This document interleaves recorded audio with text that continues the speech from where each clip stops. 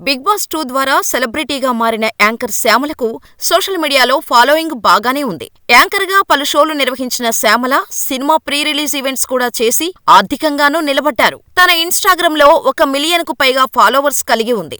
చిన్న వయసులోనే టీవీ ఇండస్ట్రీలో ప్రవేశించి మొదట్లో కొన్ని సీరియల్స్‌లో కూడా చేశారు. సినిమాలలో సైడ్ క్యారెక్టర్లు కూడా చేశారు. సొంతంగా యూట్యూబ్ ఛానల్ కూడా నిర్వహించారు కొంతకాలం. ఆమె భర్త నరసింహారెడ్డి చీటింగ్ కేసుపై అరెస్టయ్యారు. వారిది ప్రేమ వివాహం. మొదట్లో పెద్దలు ఒప్పుకోకపోయినా చేసుకున్నారు.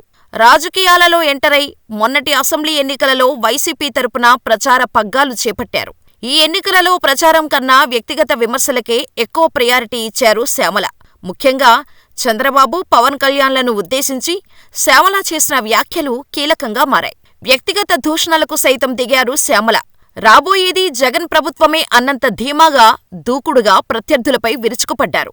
ఎన్నికలయ్యాక తనని ఫోన్లో ఎవరో పనిగట్టుకొని బెదిరిస్తున్నారని, తనకు ప్రాణహాని ఉందంటూ, టీడీపీ కార్యకర్తలతో తనకు ప్రాణహాని ఉందంటూ శ్యామల సోషల్ మీడియాలో ఇంకా సింపతీ కోసం పాకులాడుతూనే ఉన్నారు.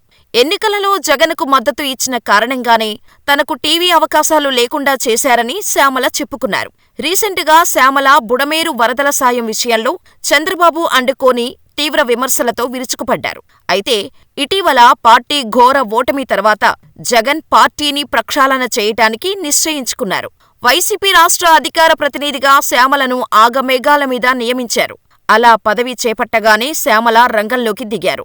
ప్రజలకు సాయం చేయటంలో తమ నేత జగన్ ఎప్పుడూ ముందుంటారని, అలాంటి జగన్ను పిల్లికి కూడా బిచ్చం వేయని చంద్రబాబు, లోకేష్లు విమర్శిస్తున్నారని, వారిని చూసి నవ్వాలో ఏడవాలో అర్థం కావటం లేదని శ్యామల తీవ్రస్థాయిలో విపక్షాలపై ధ్వజమెత్తారు. 2 ఎకరాల స్థాయి నుంచి 2 లక్షల కోట్లు సంపాదించుకున్న చంద్రబాబు నిజంగా తన జీవితంలో ఎంతమందికి సాయం చేశారని విరుచుకుపడ్డారు. జగన్ శ్యామలకు పార్టీ అధికార ప్రతినిధిగా ఎందుకు బాధ్యత అప్పగించారో, ఆమెకున్న రాజకీయ అనుభవం ఏమిటో, ఆమెకు ఎందుకింత ప్రాధాన్యతనిస్తున్నారో చాలామందికి అంతుపట్టడం లేదు. కానీ జగన్ స్కెచ్ మాత్రం మామూలుగా లేదు. యాంకర్ శ్యామలకు ఆ కీలక పదవి ఇవ్వటం ద్వారా అధికార పక్షాన్ని ఇరుకున పెట్టొచ్చు. అదెలాగంటే, శ్యామలపై అసలే గుర్రుగా ఉన్న టీడీపీ నేతలు నోరు జారి ఏదైనా అభ్యంతరకర వ్యాఖ్యలు చేస్తే మహిళలపై వారికున్న గౌరవం ఇదేనా అని ప్రశ్నించవచ్చు. అలాగే ఆమెపై అభ్యంతరకర వ్యాఖ్యలు చేశారని వాళ్లను కేసులలో ఇరికించవచ్చు. అటు ప్రజలలో సింపతి, ఇటు కేసులు, 2 కోణాలలో జగన్ ఆలోచిస్తున్నారని రాజకీయ విమర్శకులు భావిస్తున్నారు.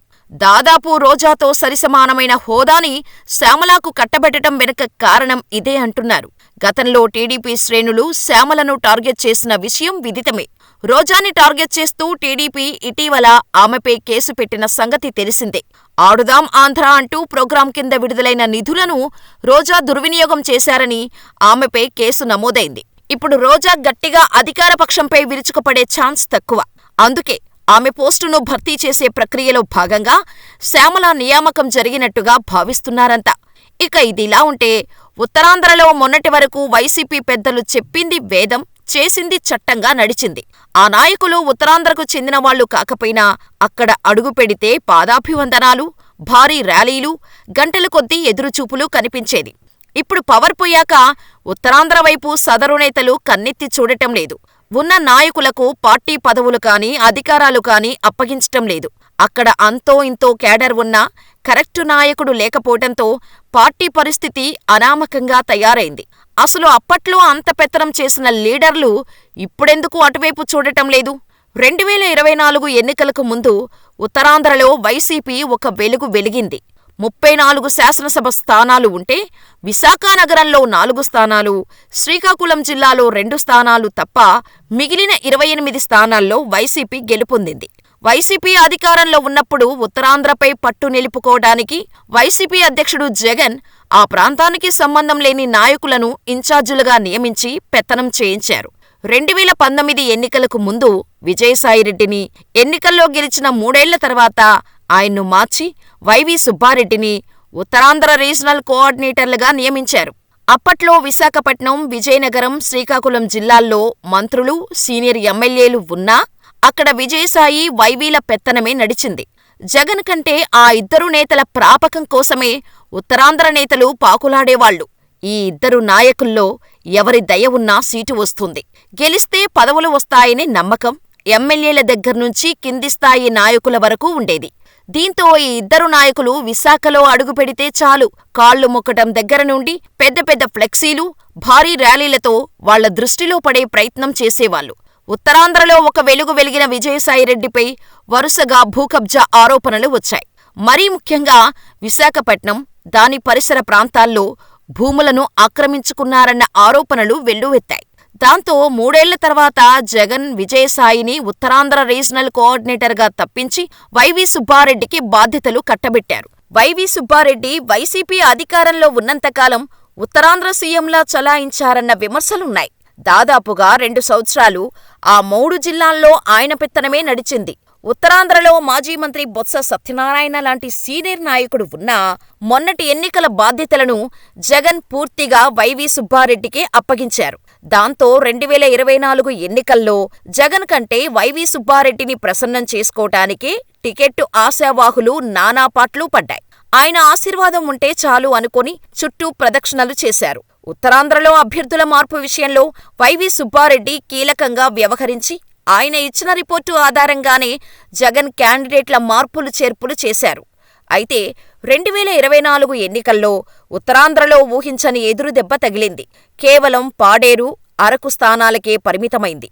అప్పటి నుండి ఇప్పటివరకు ఉత్తరాంధ్రలో వైసీపీకి పెద్ద దిక్కు లేకుండా పోయారు. రీజనల్ కోఆర్డినేటర్గా ఉన్న వైవీ సుబ్బారెడ్డి విశాఖ వైపు, మిగిలిన జిల్లాల వైపు కనీసం కన్నెత్తి చూడటం లేదు.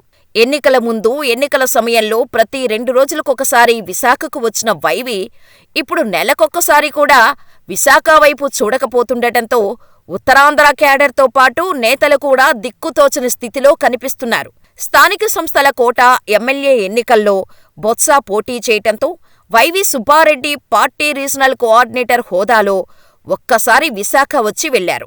ఆ ఎన్నికల్లో కూటమి పోటీ నుంచి తప్పుకోవటంతో బొత్స ఎన్నిక ఏకగ్రీవమైంది. ఇక ఆ తర్వాత వైవీ అటువైపు చూడటమే మానేశారు. ఆయనే కాదు, ఉత్తరాంధ్ర వైసీపీ డిప్యూటీ రీజనల్ కోఆర్డినేటర్గా ఉన్న మాజీ ఎమ్మెల్యే నాగిరెడ్డి, మాజీ మంత్రి గుడివాడ అమర్నాథ్, బొత్స మేనల్లుడు, విజయనగరం జడ్పీ చైర్మన్ చిన్న సీను ఇలా ఎవరూ పార్టీ కార్యకలాపాల్లో కనిపించకపోతుండటంతో కేడర్లో తీవ్ర గందరగోళం కనిపిస్తోంది. శాసన మండలిలో ప్రతిపక్ష నేతగా నియమితులైన బొత్స, మాజీ మంత్రి గుడివాడలు మాత్రం అప్పుడప్పుడు మీడియా ముందుకొస్తూ ఉన్నామంటే ఉన్నాం అనిపించుకుంటున్నారు. ప్రభుత్వం వైసీపీపై చేస్తున్న విమర్శలపై బొత్స, గుడివాడ తప్ప ఎవరూ స్పందించకపోవటంతో అసలే ఢీలా పడిపోయిన కేడర్లో మరింత నైరాశ్యం కనిపిస్తోంది. 2019 ఎన్నికల్లో ఉత్తరాంధ్రలో ఓ వెలుగు వెలిగింది వైసీపీ. దాని వెనుక కార్యకర్తల కృషి ఎంతో ఉందని జగన్ పలు సందర్భాల్లో వ్యాఖ్యానించారు.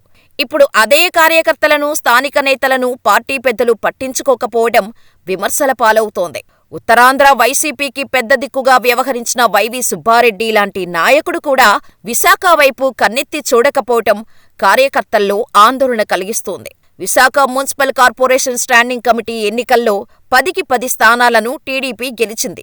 కొంతమంది కార్పొరేటర్లను టీడీపీ, జనసేనల వైపు తిప్పుకొని మేయర్ పదవిని కూడా చేజిక్కించుకోవటానికి పావులు కదుపుతోంది. మరోవైపు జడ్పీటీసీ, ఎంపీటీసీలు, సర్పంచులు ఎవరి దారి వారు చూసుకుంటున్నారు.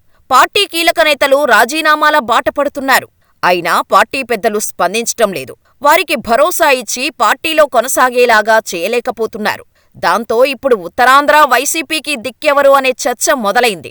వైవీ సుబ్బారెడ్డి తన రీజనల్ కోఆర్డినేటర్ పదవికి రాజీనామా చేసి మరో నాయకుడికి ఆ బాధ్యతలు అప్పగించాలని, లేకపోతే ఆయనే ఉత్తరాంధ్రలో యాక్టివ్ అవ్వాలన్న డిమాండ్లు వినిపిస్తున్నాయి. లేకపోతే పార్టీ ఉనికి కాపాడుకోవటం కూడా కష్టమన్న అభిప్రాయం వ్యక్తమవుతోంది.